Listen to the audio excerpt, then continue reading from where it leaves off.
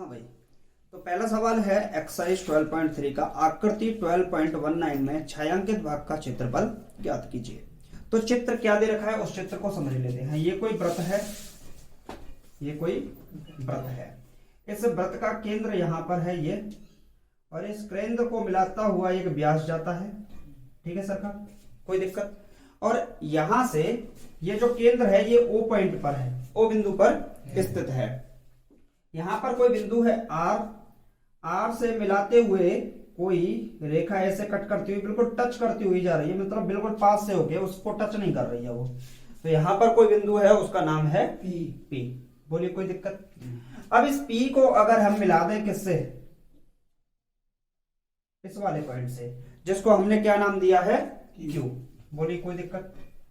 तो इस चित्र के अंदर हमसे पूछा है कि ये वाला जो पार्ट है, ये वाला जो भाग है, इस भाग का क्षेत्रफल ज्ञात कीजिए। एक बात बताओ, इस वृत्त का केंद्र अगर O है, इस वृत्त का केंद्र O है, तो आधा वृत्त इस साइड में हो गया और आधा वृत्त इस साइड में हो गया। यानी कि ये वृत्त कितने भागों में टूट गया? दो भागों में। अगर हम ऊपर वाले भाग को भूल ही जाएं कि था ही नहीं, ऊपर वाले भाग को भूल ही जाएं कि ये भाई पहले से था ही नहीं, तो कोई समस्या।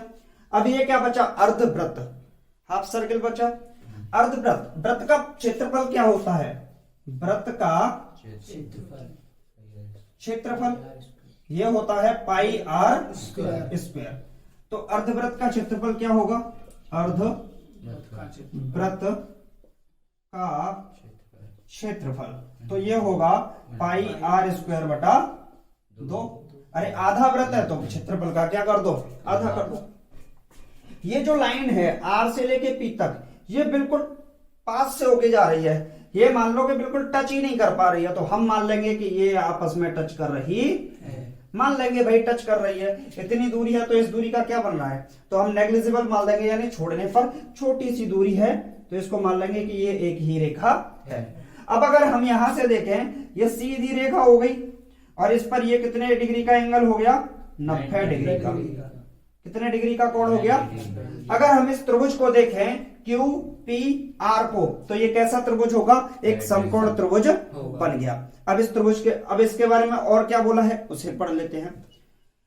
यदि पी क्यू बराबर 24 सेंटीमीटर, यानी कि यहां से लेके ये वाली जो डिस्टेंस है, इसको कितना दे रखा है? 24 सेंटीमीटर। और आगे क्या बोला है? पी आर बराबर 7 सेंटीमीटर, यानी कि पी से लेके आर ये वाली जो डिस्टेंस है वो कितनी है? 7 सेंटीमीटर। अगर हम इस त्रिभुज को अलग निकालना है तो कोई दिक्कत? ये मैंने त्रिभुज ऐसे निकाल दिया, इस त्रिभुज को खड़ा करके ऐसे निकाल दिया, तो ये डिस्टेंस है 24 सेंटीमीटर और ये डिस्टेंस है कितनी? 7 सेंटीमीटर। तो जो ये वाली डिस्टेंस होगी कर्ण वाली, ये क्या होगा? लंब, और ये क्या होगा? आधार यानी कि बेस, और ये क्या होगा? हाइपोटेनियस यानी कि कर्ण। तो अगर हम इसको देखें तो ये जो वृत्त का व्यास है, इस अर्धवृत्त का व्यास है, वो व्यास क्या होगा? अपने आप में क्या होगा? हाइपोटेनियस यानी कि कर्ण के बराबर होगा। बोलिए कोई दिक्कत। तो अगर हम यहां से देखें तो ये 90 डिग्री का कोण ये पी पे बन रहा है। हम इसको नाम भी दे देते हैं, क्या आते हैं? क्यू पी और आर। अगर ये यहाँ पर 90 डिग्री का कोण समकोण त्रिभुज बन रहा है, तो क्या हम कर्ण को नहीं निकाल सकते? पाइथागोरस से निकाल सकते हैं। तो पाइथागोरस प्रमेय से, पाइथागोरस प्रमेय से,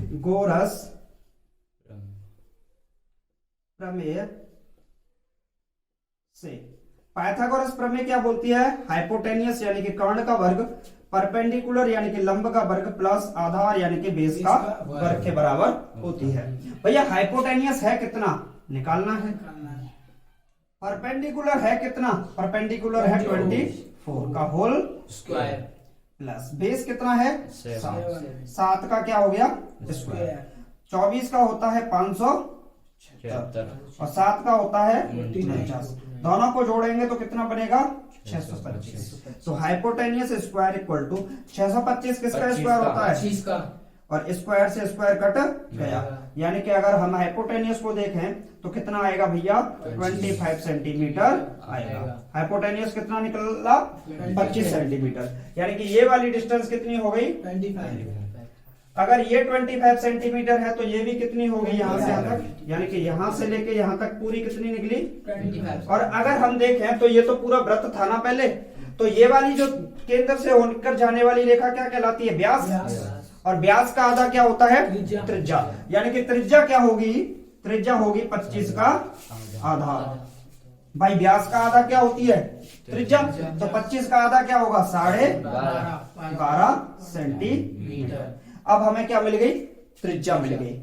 अब हम करेंगे क्या, इस बात को समझिए, हमें इस भाग में से इस वाले भाग का क्षेत्रफल निकालना है। हम क्या करें, इस पूरे का क्षेत्रफल निकालते हैं, इस वाले का, अर्धवृत्त का।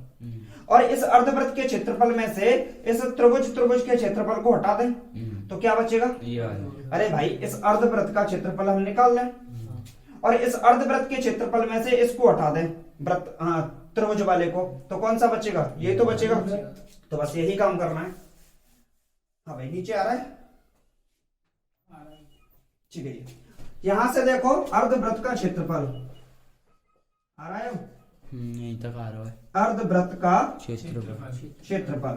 अर्धवृत्त का, पूरे वृत्त का क्या होता है, pi r square, pi r square. आधे वृत्त का मतलब 2 का भाग। पाई की वैल्यू कितनी है, 22/7 गुणे आर की वैल्यू कितनी है, 12.5। 12.5 को 25/2 ही लिख दें, काम आएगा। 25/2 गुणे 25/2 क्योंकि स्क्वायर है, और नीचे पहले से 1 2 और था तो उसे लिख दो 1/2। तो इसे सॉल्व करेंगे तो कितना आएगा, यह आएगा 22 गुणा 25 गुणा 25 बटे 7 दूनी 14 दूनी 28 दूनी 56, कितना बनेगा 56। यहीं पे रोक लो, आगे सॉल्व कर लेंगे। अब हम इस त्रिभुज का क्षेत्रफल निकाल लें, समकोण त्रिभुज का क्षेत्रफल।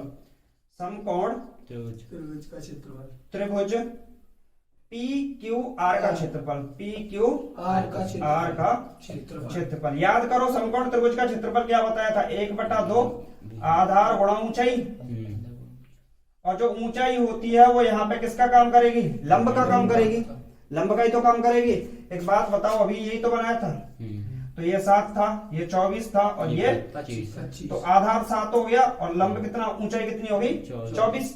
तो ये यहां से कितना निकलेगा, 1/2, आधार कितना है 7, ऊंचाई कितनी है 24। 2 से काटो कितनी बार, 12, तो 12 सत्ते 84 सेंटीमीटर स्क्वायर। ये किसका क्षेत्रफल है, ये इस त्रिभुज का क्षेत्रफल है, इस वाले का, इस त्रिभुज का। और ये किसका क्षेत्रफल है, तो ये इस आधे वृत्त का क्षेत्रफल है। इस आधे वृत्त के क्षेत्रफल में से त्रिभुज को हटा दें तो क्या बचेगा, यही वाला तो भाग बचेगा। तो क्या बोलेंगे, छायांकित भाग का क्षेत्रफल। यहां पे नोट करते हैं भाई, छायांकित भाग का क्षेत्रफल।